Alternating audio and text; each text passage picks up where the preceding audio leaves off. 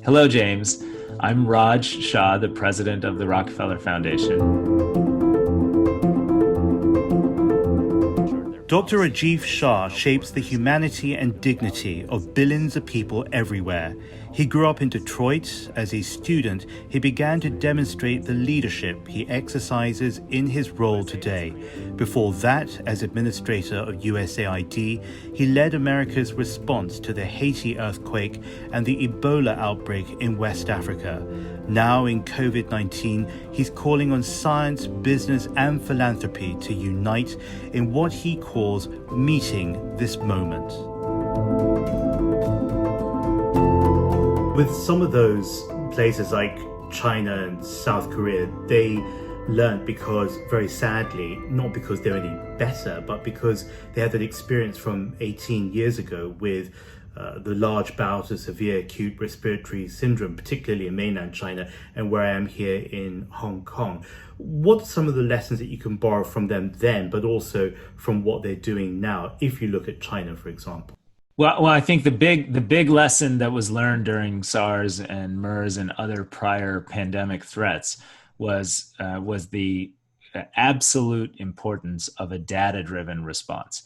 And a data-driven response rests fundamentally on testing to identify who's positive and contact tracing to make sure that you take people who then are exposed to those who are known positives and protect them either through isolation or self-quarantine or further testing to make sure that they are cared for in an effective way and they are not a threat to others around them.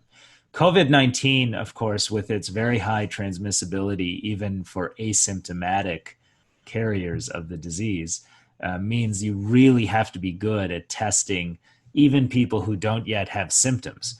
And if you look at South Korea, for example, I think for every one positive case they identify, they're testing more than 60 different people. And that means you have broad enough testing that most of the tests are going to be negative.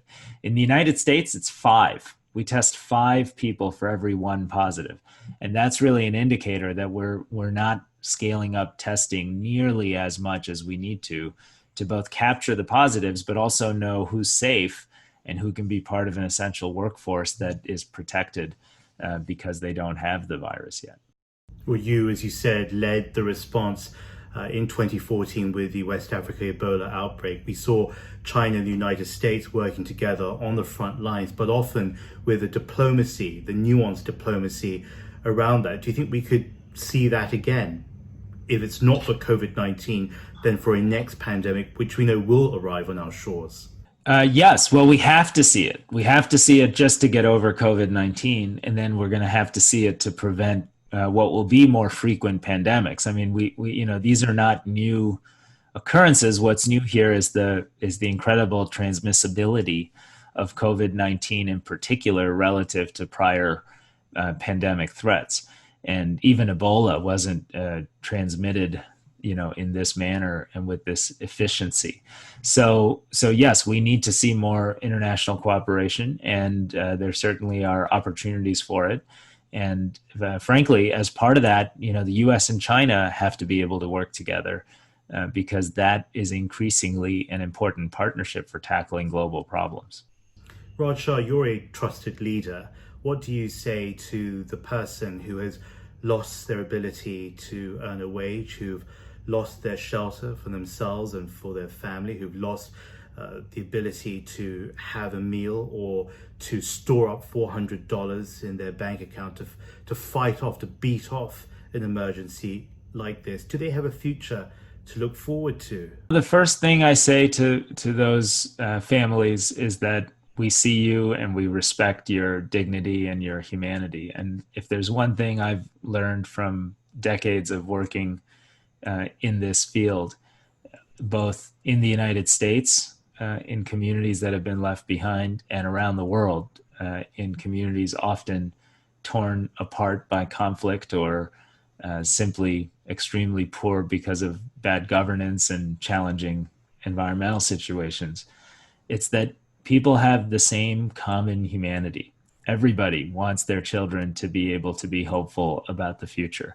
Everybody finds dignity in being able to provide effectively for their family.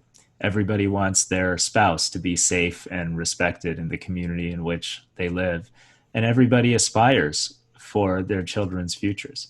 And so, this is a moment where those basic common values really need to define our politics, our actions, and our behavior more than ever.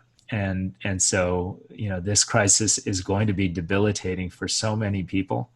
I think we have to say thank you to more people than we realize who are essential workers, whether they are in a meat packing plant in the United States and allowing the food system in the US to work, or whether they're a healthcare worker in Hong Kong that's on the front lines of the crisis, or whether they are a activist in the slums of Nairobi trying to prevent violence from breaking out while meeting the needs of people who are too often left without. We all share some common values, and if those common values can be elevated through this crisis, and if we can respect each other more and work on behalf of each other more effectively, we can actually build the kind of world we need to build together.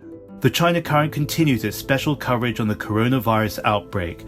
Go to our social media at The China Current and our website for interviews, videos, and podcasts. I'm James Chow. Thank you.